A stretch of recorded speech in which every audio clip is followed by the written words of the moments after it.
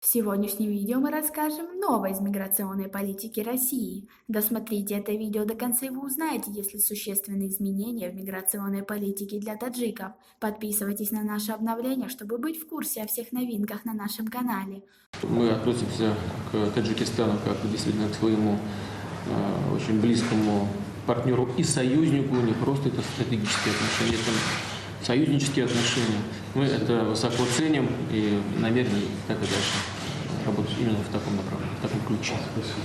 У нас за прошлый год выявлено несколько тысяч, по-моему, 16 тысяч человек, которые приезжают, а потом возвращаются с небольшими нарушениями, уезжают из России. Паспорт меняют, одну букву заменяют в своем паспорте, и все снова здорово начинается, сказал Путин. Поэтому здесь нужно, с одной стороны, делать патентную работу для мигрантов, не утяжелять ее, сделать доступной, но порядок здесь должен быть.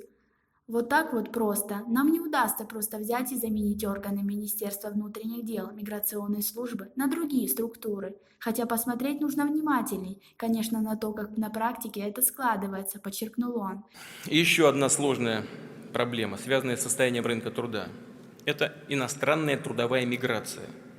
Отсутствие должного порядка не только деформирует структуру занятости, но вызывает дисбалансы в социальной сфере, провоцирует национальные конфликты, обостряет криминогенную обстановку. Нужно упорядочить прием на работу иностранных граждан, прибывающих в Россию, в безвизовом порядке. Усилить ответственность работодателей за использование труда иностранных работников.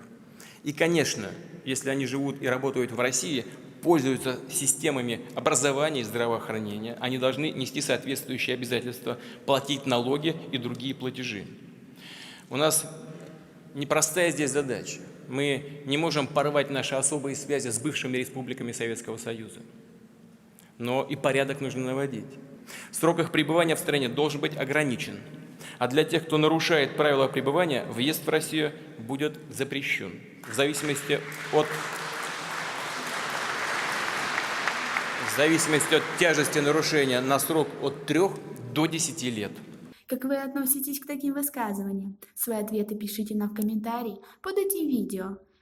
Серьезной поддержкой экономики Таджикистана служат, конечно, и денежные переводы, которые отправляют домой работающие в России таджикские граждане. Их 800, по нашим подсчетам, сегодня 876 тысяч. Только за прошлый год объемы таких перечислений превысили 1,9 миллиарда долларов. Это почти 1/3 ВВП страны. Подчеркну, что в России гражданам Таджикистана предоставляются максимально возможные преференции. Пребывание в течение 15 дней без постановки на учет, оформление патента на работу сроком до 3 лет.